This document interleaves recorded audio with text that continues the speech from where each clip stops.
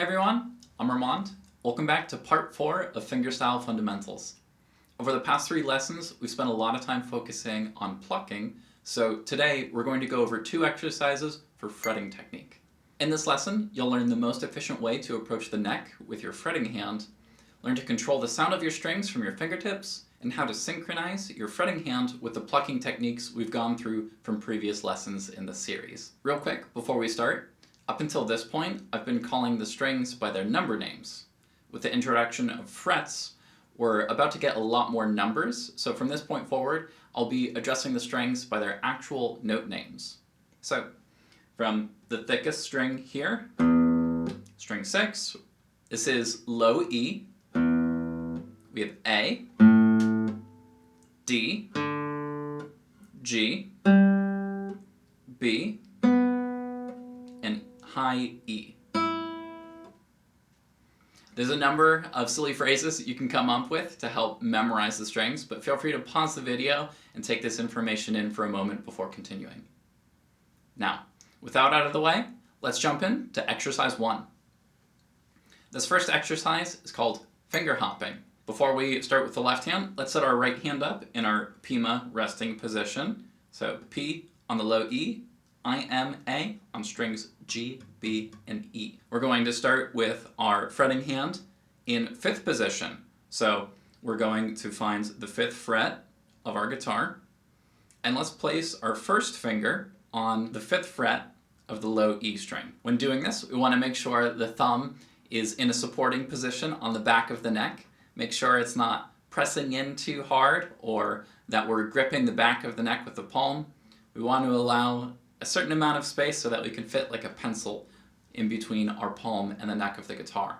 Now, aiming with our fingertip on the 5th fret of the low E, we're just going to play this note with P in our plucking hand.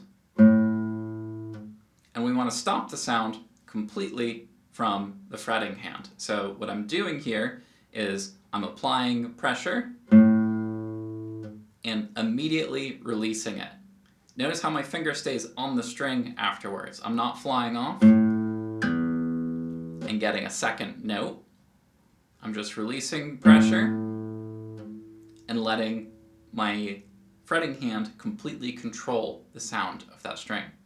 Now this is going to take some time in the beginning. You might find that if you release too slow, you get a bit of a buzz or sizzle at the end of the note. This is to be expected. Just continue playing through.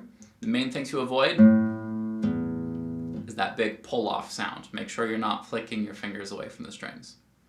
Anyway, continuing on with the rest of this exercise, I'm just going to keep playing on the 5th fret, moving up until I hit the high E. And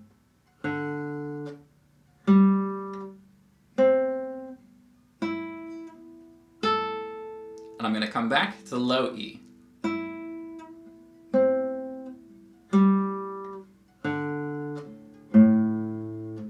Continue on with the rest of your fingers. Finger 2 on fret 6.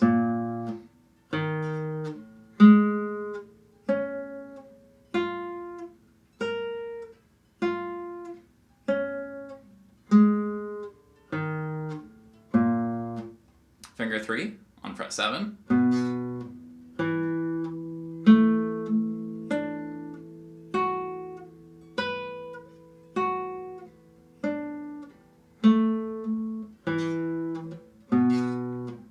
Finger 4 on fret 8.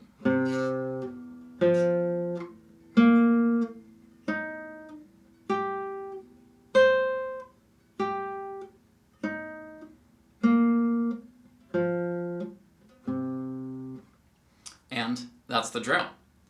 You'll notice that you're going to get some extra sound, especially when I played on my 7th fret.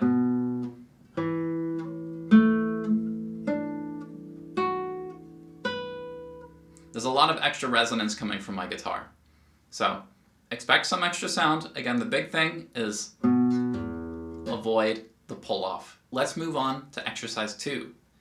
This exercise is called 2-finger walking. To start off, we'll be in 5th position once again, but instead of setting up in Pima resting position, we're going to set up with I-M alternations. So I'm going to leave I planted on my low E string. I'm going to pluck the 5th fret of the low E, and then I'm going to plant M, and now I'm going to pluck the 6th string of the low E with my 2nd finger.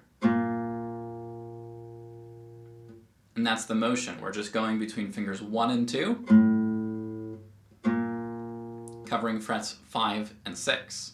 We're going to move to the next string and do the exact same thing. Oops, sorry, pluck with I, then M, next string. Continuing along until we hit our 1st string.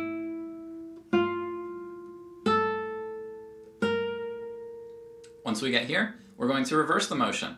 So we'll pluck finger 2 again with I. We're going to go back to finger 1 with M, and then we're going to continue down our strings till we hit our low E again. So plucking finger 2 with I, 1 with M.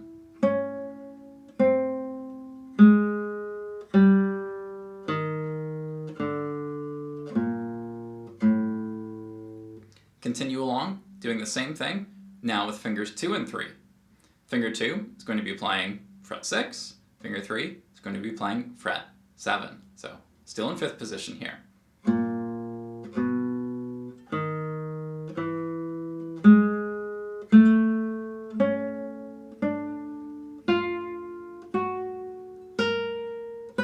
Reversing directions.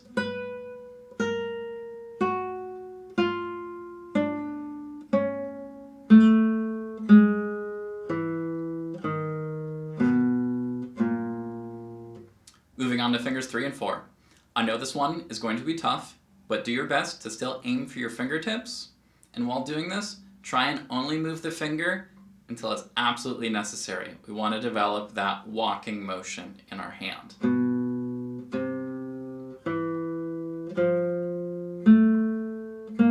All the while, we want to think about the quality of each note, trying to get each note to ring as long as possible. You don't need to go as fast as I'm going here. Just take your time and get the best sounding notes you can. Now, we're not done there. We need to do a little bit of extra work on this pinky. So now we're going to move to fingers 2 and 4.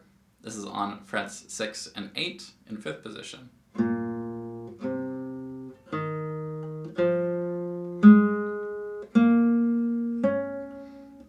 You might find as you go along that while aiming for the tip of your finger, especially with the pinky, it might be a little bit more comfortable to kind of land on the side of the fingertip.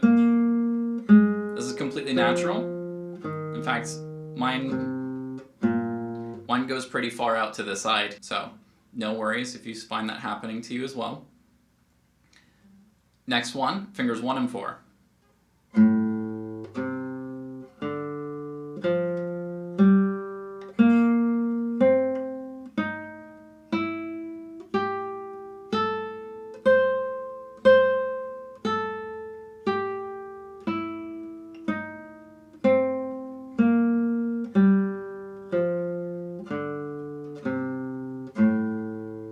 One and 3.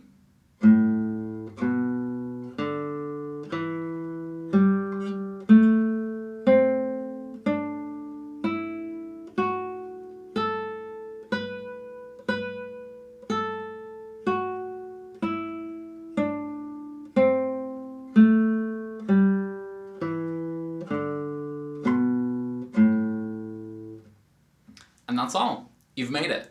Remember, when doing these exercises, to always play rhythmically. I would recommend playing these with a metronome.